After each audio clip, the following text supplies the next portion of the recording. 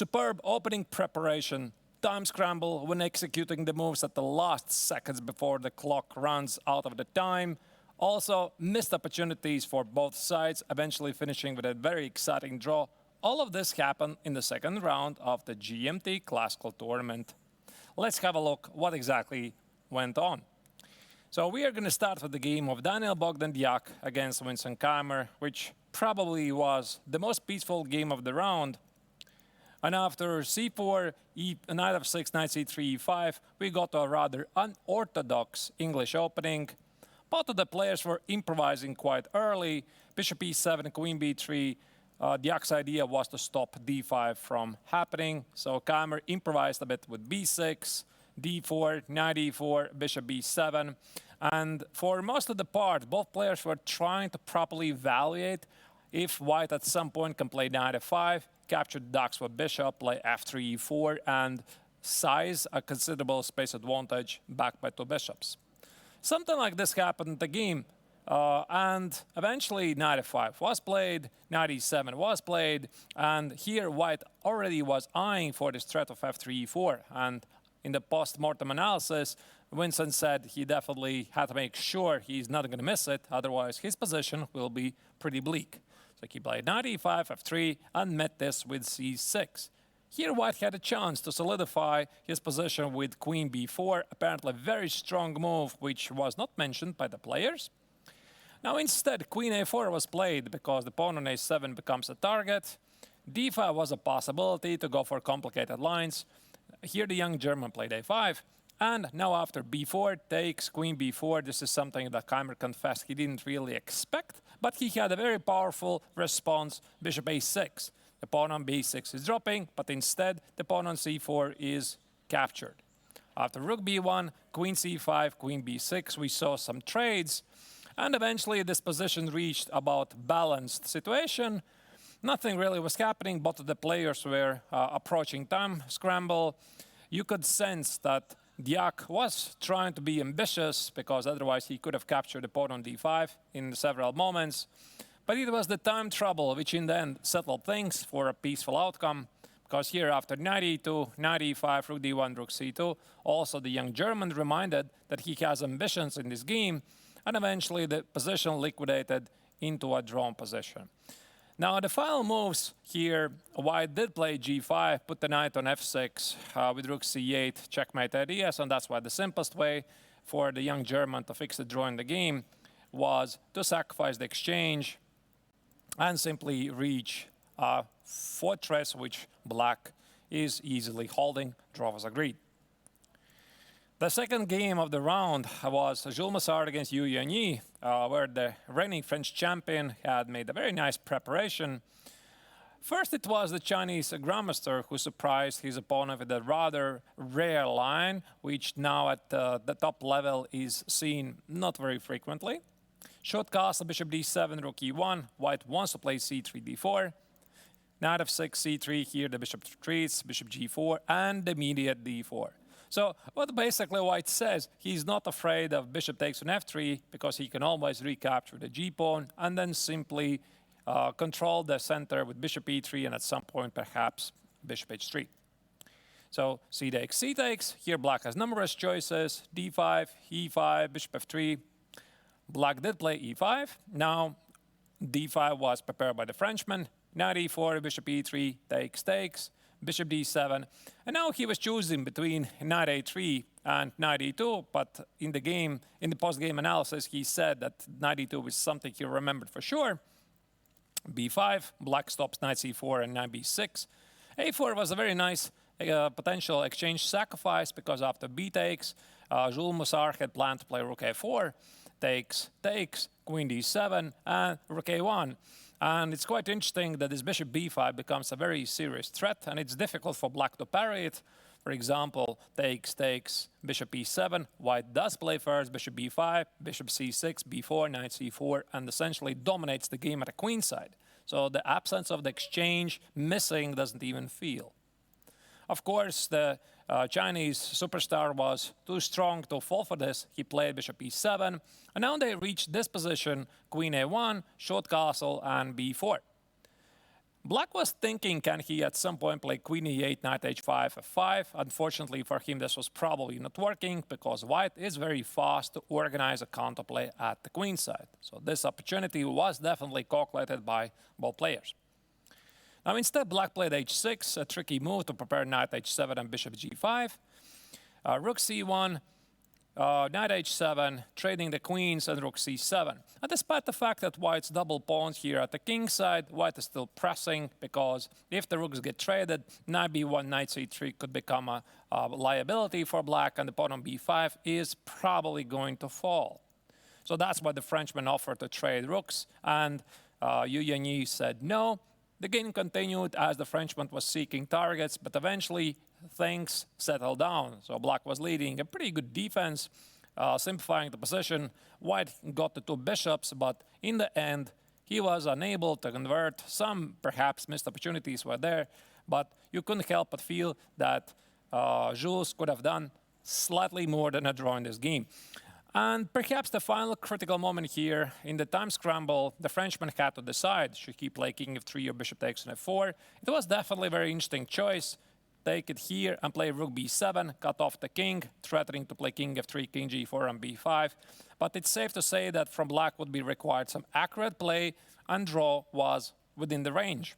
Now instead, the Frenchman played king f3 to try to play h4, but the Chinese grandmaster was very accurate. Rook d4, h4, and the final trick, g4 check. You cannot take it, knight e5, white loses the rook, and after king e3, nice trick, rook takes on b4, simplifying the game into a draw. The game was agreed to a draw right here because even if white wins the pawn on g4, it's very difficult for white to make a progress. Let's just say it's simply impossible because even if white at some point pushes h5, takes, and king takes on h5, black just waits for this pawn to roll forward, give it away for the knight, and simply claim a theoretical draw. The third game, which ended with a disastrous result, was Le Quangliem's encounter against Amin Bassem. For Bassem, this was rather unfortunate because he started the tournament with two black colors. It is very difficult at this level. And again, things went sour for the Egyptian grandmaster right after the opening.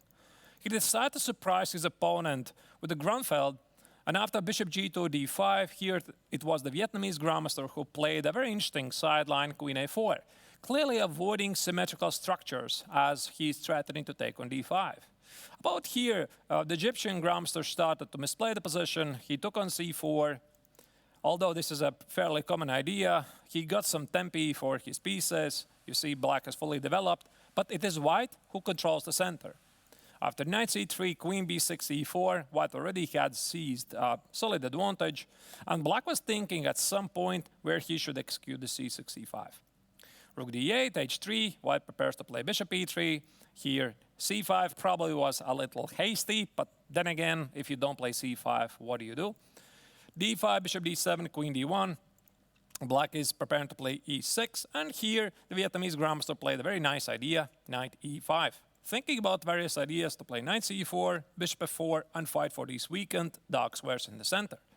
E takes happened. Bishop e8 probably was not a very good choice because the bishop on e8 doesn't do much. Rook e1, knight c7, black tried to counter this pawn on d5 or also use the fact that the white queen is pinned so that he can play knight e6, knight e4. But after the very powerful a4, the Vietnamese grandmaster underlined that the black queen is very unfortunately placed on b6 and is subject to lose some tempi. Knight e6 was played, a5, here black cannot play queen d6 because of d takes on e6. He played queen a6, and now a very nice move, knight d3. If this knight goes to d4, the pawn on c5 falls. Also, white is threatening to take on e6. Rook c8 was played. Now, white did not take on e6 because the knight on d3 is hanging, so played bishop e3 with a simple idea. Knight e4 is knight takes on c5, then captures on d4, so black did not do this. Instead, black played c4, knight b4, queen d6. Now some captures happen.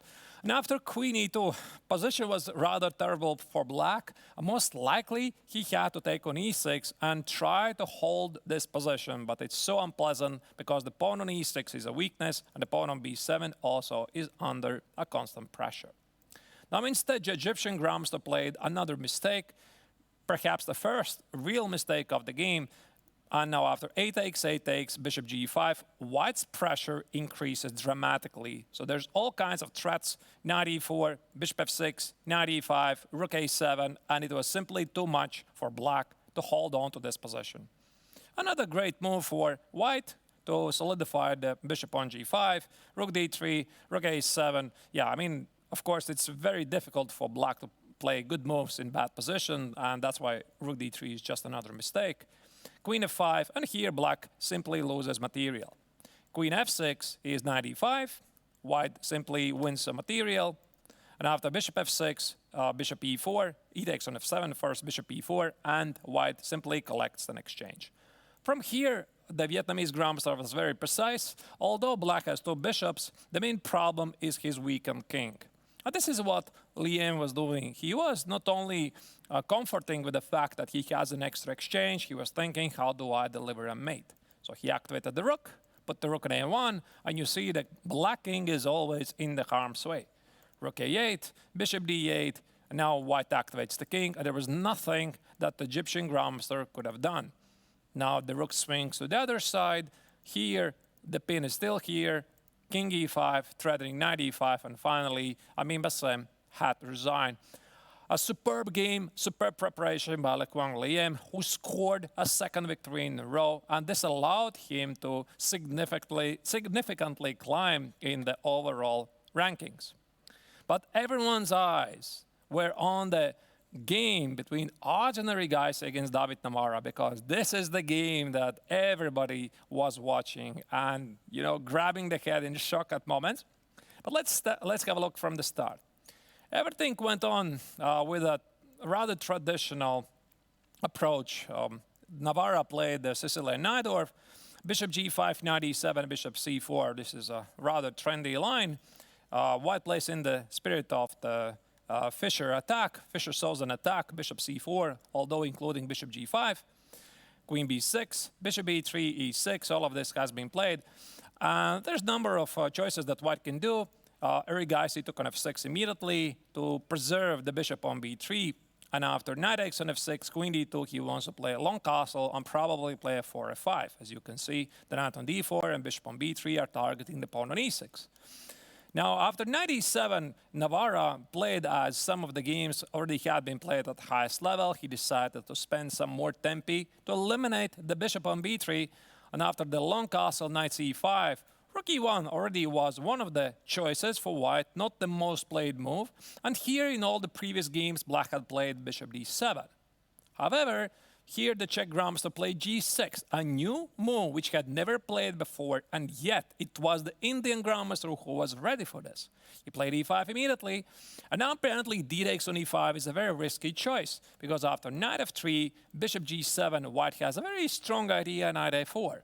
So you can't really take it because there's no satisfactory defense against all kinds of threats and checks. And if black plays here, after queen c7, there are some issues with the back rank. So in the end, this did not happen. And after e5, Navarra decided to play knight takes on b3 first and try to close the position. Erigaisi was still within the prep. He played queen f4, bishop e7, h4, hinting towards some sort of a kingside attack, h6, stopping h5 with bishop g5 counterattack. This is why here Erigaisi played king b1, bishop d7.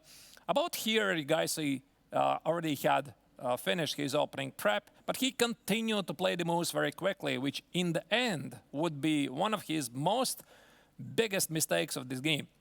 So he played h5, g5, queen f3. Obviously, black is closing the action. And a5, black is trying to open the queen side with a5, a4, while keeping the option to castle short at a moment later. Another very fast move by the Indian grandmaster, queen d3. And here, Navarra made a big mistake, bishop c5. So he was looking at some threats of knight takes on d5 and e6. He played bishop c5 to prevent it. And as later in the post-game interview, Navarra would say, actually he realized it doesn't stop anything because white still can sacrifice on d5. Both players agreed that black had to play queen a6. And then after queen a6, Navarra was not really sure, because after queen a6, white keeps the control of the b5 square. But this is probably what he should have done anyway. Now after bishop c5, knight takes on d5 was a beautiful move by the young Indian. E takes on d6, e6. Here white is crashing through because you cannot play f takes on e6, queen g6, let's say king d8, knight e6. This is simply too much. Rook takes on d5, 3 heavy pieces are hunting the black king, queen f6 is a threat. So again, a big no-no for the Czech grandmaster. He was considering even to play a long castle, the position is ugly, but in the end he decided to put his faith in bishop e6. Takes, queen d5, and it seems that rook takes on e6 is killing. Because here after queen d7, black most likely cannot play king f6. Rook d3, rook f3 is too much. After g4, rook e4, rook f4, and both players, they did not really see an exact way how white delivers a checkmate. They both agreed this is probably somehow winning, and engines fully agree. So instead, black played bishop e7, rook d3, rook h7, rook f3 here, rook takes on e6.